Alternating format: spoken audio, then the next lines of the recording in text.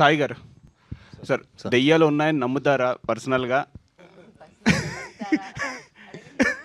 అంటే దేవుడు చూడ Experience దెయ్యం ఏమన్నా అంటే ఉందా? చిన్నప్పటి నుంచి ఏంటంటే సార్, దేవుడు చూడ దెయ్యం ఉందని చెప్పి మనం నమ్మడం అలా చేస్తారు కదా సార్. సో నమ్ముతాను సార్. అంటే దేవుడిని ఎంతో నమ్ముతాను నేను. దేవుడు అంటే నాకు చాలా ఇష్టం సార్. అంటే నేను బెండేది ఒక్క చోటే.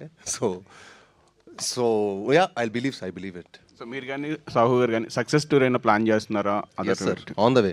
ఎందుకంటే ఈ సినిమా డెఫినెట్గా తెలుగు ప్రేక్షకుల మటుకి నేను చాలా గ్రేట్ సార్. ఎందుకంటే వాళ్ళు నిన్న మాకు 3 షోలతో ప్రీమియర్ స్టార్ట్ అనుకుంది, 66 షోలు ఫుల్ అవటం అనేది ప్యూర్ లవ్ ఫర్ సినిమా అందరికంటే చెప్పాను కదా, ఇక్కడ ఉన్న మేము అందరికంటే సినిమా గొప్పది. సో డెఫినెట్గా వాళ్ళ దగ్గరికి వెళ్ళి ఈ సినిమాని ఈ ఇంకో స్థాయిలో పెట్టడానికి నా ప్రయత్నం నేను చేస్తాను సార్.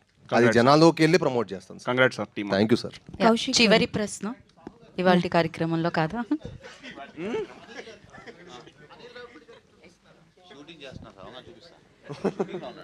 రేపు షూటింగ్కి వెళ్ళిపోతాం ల్యాప్టాప్లో సినిమా పెట్టుకొని.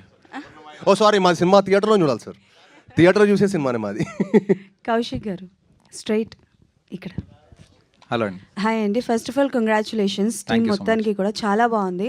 కాకపోతే స్టోరీ రివీల్ చేస్తున్నప్పుడు మేము ప్రిడిక్ట్ చేస్తున్న ప్రతిసారి అది రాంగ్ అని చెప్పి ప్రూవ్ చేస్తున్నారు. సో లాస్ట్కి ఒక 3 questions వదిలేశారు మమ్మల్ని. సో ఎప్పుడు సీక్వెల్ తీయబోతున్నారు ఏంటి, అండ్ ఆ స్క్రీన్ ప్లే రాసేటప్పుడు ఎలాంటి జాగ్రత్తలు తీసుకున్నారు? బికాజ్ మేము ప్రిడిక్ట్ చేస్తున్న ప్రతిసారి రాంగ్ అని ప్రూవ్ చేశారు కాబట్టి. సో అలా నెక్స్ట్ ఫస్ట్ జాగ్రత్త అదే అండి తీసుకున్నది. ఏంటంటే ప్రెడిక్టబుల్గా ఉండకూడదు. మ్యాక్సిమం ఒక సీక్వెన్స్ అవుతుంది, ఒక 10 minutes అవుతుంది అన్నప్పుడు మనం నెక్స్ట్ ఇది జరుగుతుందని ఎక్స్పెక్ట్ చేస్తాం. అది జరగకూడదు ఖచ్చితంగా. అది తప్ప ఇంకేదో జరగాలి అనేదే డెఫినెట్లీ అనుకుని, అండ్ అది ఆర్గానిక్గా జరగాలి. ఏదో మనం కావాలని ఇరికిచ్చినట్టుగా కాకుండా. ఈరోజు నేను మార్నింగ్ రివ్యూస్ చూస్తుంటే కూడా చాలా వాటిల్లో అంటే చాలా సినిమాలకి చాలా బ్యాడ్ రేటింగ్స్ ఇచ్చే కొంతమంది వాళ్ళు కూడా యూట్యూబ్ ఛానల్స్ వాళ్ళలో వాళ్ళు ట్విస్ట్ ఆర్గానిక్గా ఉన్నాయి, అవి పర్ఫెక్ట్ ప్లేస్లలో పడ్డాయని చెప్తుంటే నాకు చాలా హ్యాపీగా అనిపిస్తుంది. బికాజ్ రాస్తున్నప్పుడు ఫస్ట్ అనుకున్నదే అది ట్విస్ట్ కోసం పెట్టాలి కాబట్టి పెట్టినట్టు ఉండకూడదు. అవి ఆర్గానిక్గా it should fall in place అని.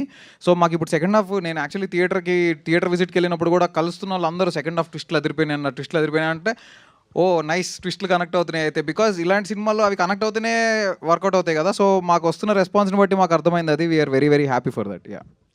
అండ్ ఆ కిడ్ని తీసుకొచ్చారు కదా, చైల్డ్ క్యారెక్టర్ చేశారు. అబ్బాయి రియలేనా లేకపోతే ఆ అబ్బాయికి కూడా ఏమైనా చెప్పడం జరిగింది? బికాస్ ఈ నెయిల్డ్ ఇట్, చాలా బాగా చేశాడు ఆ అబ్బాయి. శాండీ గారు బాగా చేశారు, బట్ ఆయన చిన్నప్పుడు క్యారెక్టర్ చేసిన అబ్బాయి గురించి చెప్పండి. అబ్బాయి రియలే, ఆ అబ్బాయికి పెట్టిన పళ్ళు రియల్ కాదు, అవి చేయించాం. But yeah, he's a fantastic actor. Harshit అని చాలా బాగా చేశాడు అతను. యా.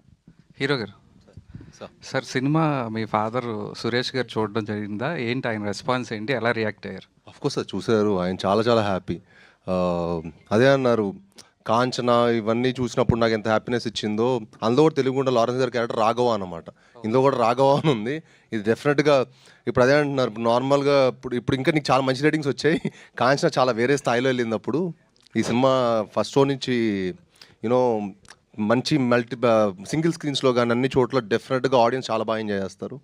డెఫినెట్గా చాలా బాగుంటుందని చెప్పారు సార్. శ్రీనివాస్ గారు, బెల్లంకొండ కాస్త బంగారు కొండ అని అంటున్నారు ఎన్టీఆర్ ఫ్యాన్స్ మొత్తం మిమ్మల్ని చూసి. మీరు మనం చేసిన ఒక మంచి కార్యక్రమం చూసి మొత్తం సోషల్ మీడియాలో ఎన్టీఆర్ ఫ్యాన్స్ కూడా ఫుల్ సపోర్ట్ చేశారు దానిపైన. అంటే ఏం లేదు సార్, ఇప్పుడు వరకు మనం ఇంత కృషి చేసేది, సినిమాలు చేసేది ఏంటంటే మన ఆడియన్స్ని మెప్పించడానికి, వాళ్ళకి ఇష్టపడేయడం. నేను యాక్చువల్లీ ఇప్పుడు ముందు సోషల్ మీడియాలో లేను సార్. ఫస్ట్ టైం మొన్న 10 days బ్యాక్ ఫస్ట్ టైం ట్విట్టర్లో ఇంత యాక్టివ్గా ఉంటాను చూస్తున్నారు కదా. ఫస్ట్ టైం ఎందుకంటే నేను 10 days బ్యాక్ డౌన్లోడ్ చేశాను. దాని ముందు నా టీమే మేనేజ్ చేసేది, నేను ఓన్లీ ఇన్స్టాలో ఉండేవాడిని. సో 10 days బ్యాక్ నేను ట్విట్టర్లో స్టార్ట్ చేశాను. చూస్తుంటే అక్కడ సూసైడ్లు, కష్టాల్లో ఉన్నాం ఇలా అంటే కొంచెం బాధేస్తూ ఉంటుంది. అంటే ఏంటప్పుడు ఇంత చూస్తే ఇంత ఉంది ఏంటి అనిపిస్తుంది. బట్ అందరూ ఎవరు జెన్యూన్ కూడా తెలియట్లా.